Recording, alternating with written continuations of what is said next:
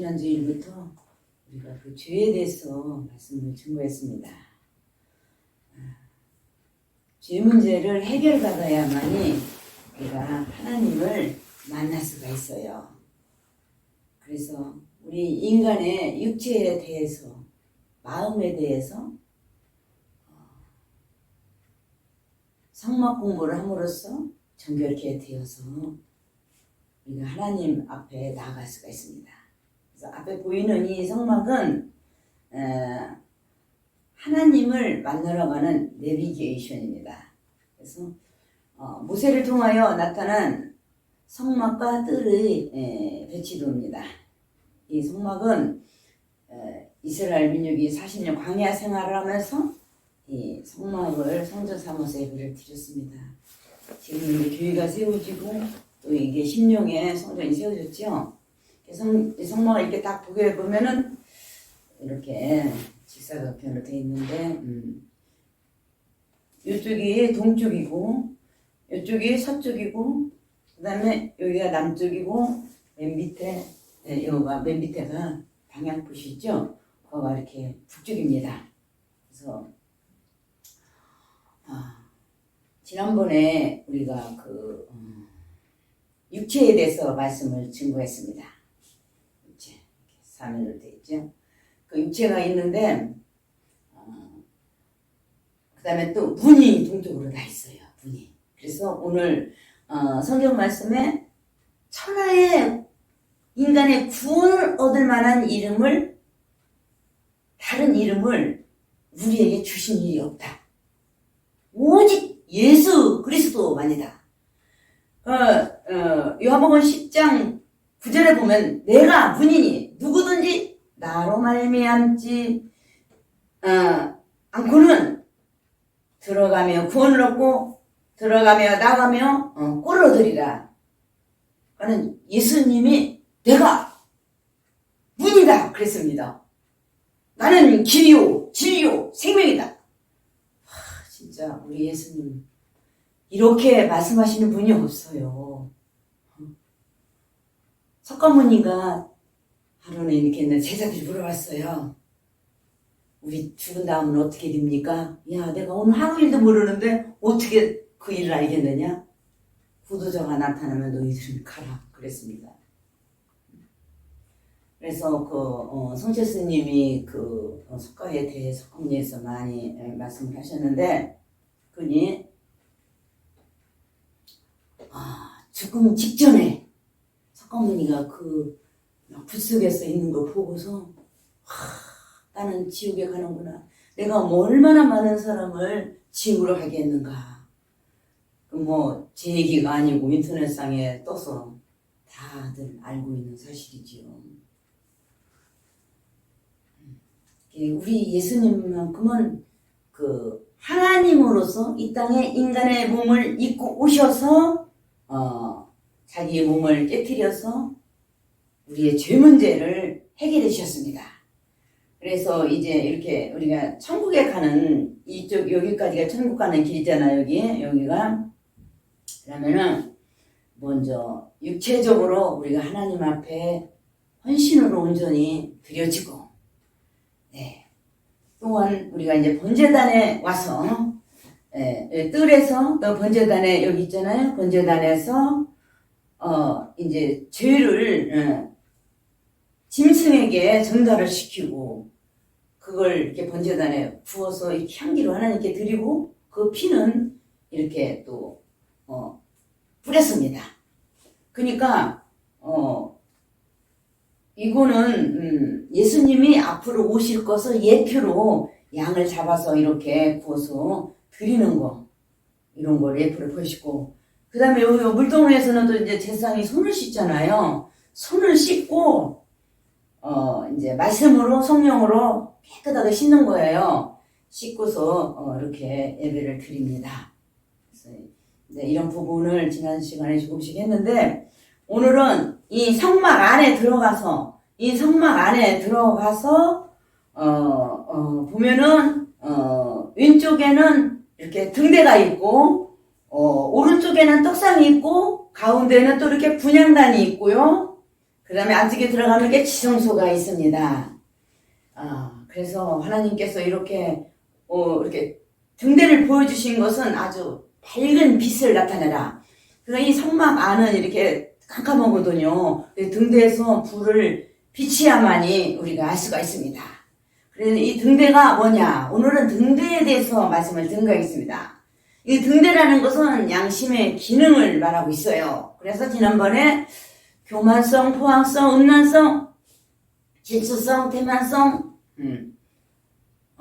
거짓성 이렇게 7가지로 잠언 26장 25절에서 말씀을 증거했습니다.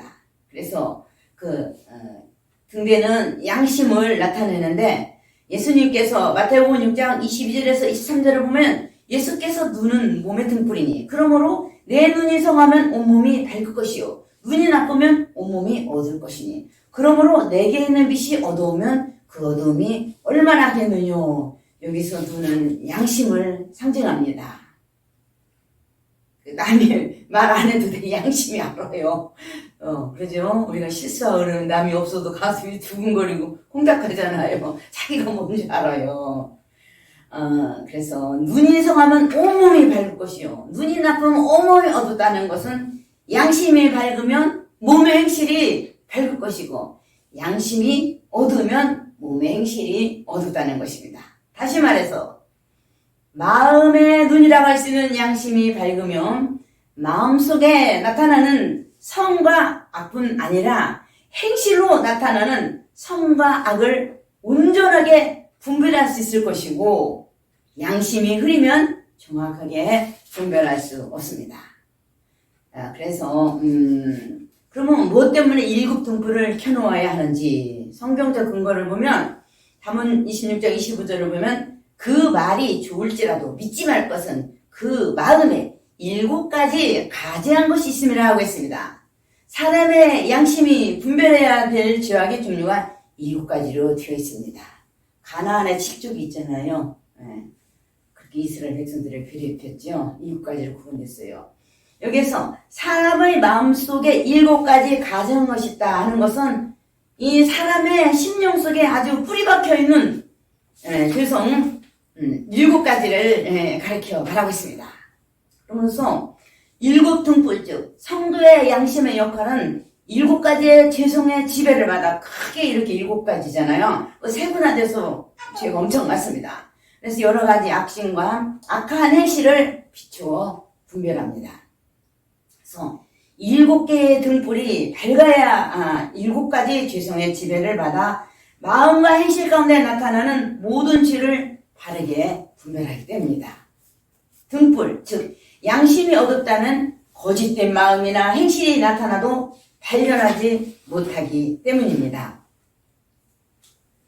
그러므로 성도들은 양심이 모두 밝아져야 교만성이나 포악성이나 음란성, 아집성, 질투성, 태만성, 거짓성의 지배를 받아 나타나는 마음과 행실들을 정확히 분별할 수 있기 때문입니다.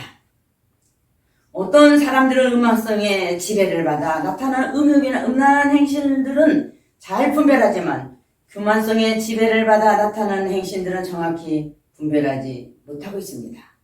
그러니까 자기 속에 있는 거짓성이나 태만성이나 전혀 죄가 아닌 줄 알아요. 그것은 우리가 행실을 분별하는 등불이 어둡기 때문인 것입니다.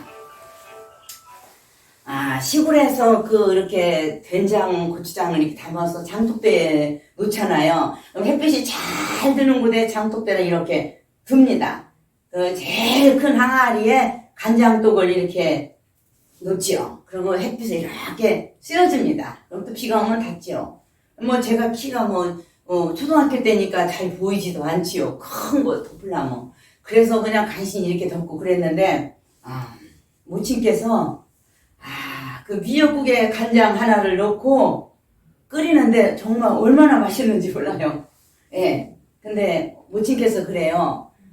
야, 누가 간장국에 뱀이 들어가가지고 빠져서 죽었는데, 와, 진짜 그렇게 맛있더라.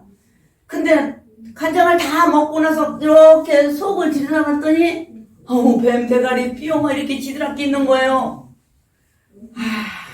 정말 간장이 맛이 있어서 날마다 미역국 끓여 먹고 밥도 그냥 거기다 참기름 치고 그냥 해서 맛있게 비벼 먹었는데 와 정말 이런 일이 있으니 조심해라 그랬습니다.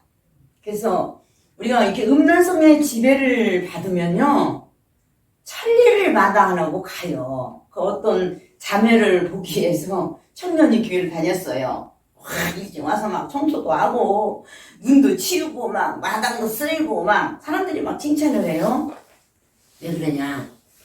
그 은밀하게 좋아하는 그 자매가 있기 때문에 그렇게 열심히 다녔습니다. 예. 그러니까 자기가 그 음란성에 지배를 받는지도 몰랐어요. 예. 그러나 이 사람은 자매가 이사가서 없을 때 그분은 상실이 컸고 교회도 열심히 나오지 않았더라. 이런 그 예화를 제가 들어볼 수가 있었습니다. 그러니까 먹고 나니까 그 속에 뱀의 그 물을 먹은 거잖아요. 우리는 내가 음란성에 지배를 받아서 죄를 짓는지를 몰라요. 나중에는 깨닫고 통곡을 합니다. 그 먹은 걸 토하겠습니까? 어떻게 했겠습니까? 전업한 곳을 향하여를 쓴 박인규 목사님을 내가 어제는 어느 신도에게 이걸 제가 보냈습니다. 이거 보냈어요. 그 사람은 이제 이렇게 청각장애이기 때문에 듣게 하기 위해서 제가 영상이 자막이 떠서 보냈어요. 근데 이 박인규 목사님은 자기 집 한 채를 팔아가지고 하나님께 드렸어요. 그래서 성도를 5,000명이나 부흥시켰어요. 그리고 이분은 400명에게 장학금을 줬고 아파트 50세대를 줘가지고 그 불쌍한 과부들에게 집을 나누어 줬습니다. 그러니까 뭐 대통령한테 국민원장 받고 문교부 장관한테 상장 받고 얼마나 상을 많이 받았습니다. 이분이 전업한 곳을 향하여를 써가지고 영화가 나왔어요. 그리고 주기철 목사님이 그 영화 신용균 목사님이 그 대역을 하신 것 같은데 아주 인기를 끌어서 돈을 엄청 많이 모았어요. 정말 수십억을 모았습니다. 근데 이분이 천국에 가서 보니까 자기 집이 없는 거예요. 막 천사복을 보여달라고 그랬더니 막 한참 데리고 가는데 개발지역으로 데리고 갔어요. 그리고는 옥상에 데리고 가서 보니까 상장이 2개가 딱 있어요. 딱 있는데 거기에는 자기가 그 고안에서 자라났거든요. 고안에서 자라났는데 그 교회를 가다 보니까 불쌍한 거지가 쳐서 덜덜 떨고 있어요. 그래서 자기가 구우물자 받은 거잖아요. 내 것도 아니에요. 그 할아버지에게 줬어요. 그게 상장으로 있는 거예요. 그리고 또 헌금 내라고 고원에서 돈 줬어요. 그거 가지고요 식은빵 2개를 사가지고 줬습니다. 그러니까 그것만 상급이 되는 것이지 하나도 상급이 없고 다 무효라고 그랬습니다. 그래서 우리가 뭐 남이 볼 때는 열심히 전도하는 것 같고 열심히 헌금 내고 다 무효가 돼요. 사람이 알아주고 그러면요 다 무효가 됩니다. 자, 그렇다면 성도들의 일거등불 즉 양심은 어떻게 해야 밝아질 수 있는가? 이 양심이 밝아져야 되는데 히브리서 5장 14절에 보면 단단한 식물은 장성한 자의 것이니 저희는 지각을 사용함으로 연단을 받아 선악을 분별하는 자들이라 그랬습니다. 그래서 우리가 빛과 어둠에 대한 진리를 알고 이제 성인들의 종기도 있고 성경 말씀도 막 암송했어요. 그러면 밝아지느냐? 그게 아니에요. 여기 히브리서 5장 14절에 연단을 받아야 선악을 분별하는 자들이 된다. 그래서 스가랴서 13장 8절에서 9절에 보면 이 온 땅에서 3분의 2는 멸절하고 3분의 1만 남게 해서 3분의 1을 불 가운데 던져서 은같이 연단하고 금같이 시험한다 그랬어요. 하늘의 상급을 쌓는 데는요, 물질, 명예, 이런 걸 분투와 같이 여겨야 돼요. 칭찬, 다 버려야 돼요. 또 막 음란도 막 치고 들어와요. 옛날에는 뭐 교회가 뭐 연회당이라 있잖아요. 치고 들어와요. 도저히 있을 수가 없어요. 그래서 금식이 필요하고, 그래서 절제가 필요하고, 그래서 철회를 하게 되고, 내가 거기에 들어가서 높임을 받으면 상급이 없고, 즐기게 되면 대할 안에 넘어 들어가요. 죽으라고 이러고, 그 노방에서 그 추운데 외치고, 노방전도 뿐 아니라 축구전도 하면서 박대당하면서 죽으라고 이래도 상급이 없다는 얘기예요. 이게 정말 무서운 사실입니다. 장성한 믿음을 가진 성도들은 빛에 대한 지식을 가지고 많은 연단을 받았기 때문에 양심이 밝아져서 모든 선한 행실과 악한 행실은 물론 지극히 작은 선과 악에 대해서도 정확히 분별하는 높은 단계에 도달하게 되었다는 것입니다. 지금 뭐 개척교회 월세도 못 내고 교인도 없고 또 이거 마지막 때 복음 증가하며 막 괴롭혀요. 저도 막 마지막 때 증거 대환론 이렇게 목사님이 딱 현수막을 걸어붙이고 하니까 그 순복교회 아주 A급 목사님이에요. 86세 된 분인데 대환란 저것만 띄워버리고 은혜시대 보고만 저러면 내가 집이라도 주겠다. 나는 건물이 많다 그랬어요. 근데 우리 목사님께서는 아니라고. 나는 이 복음을 증거하겠습니다.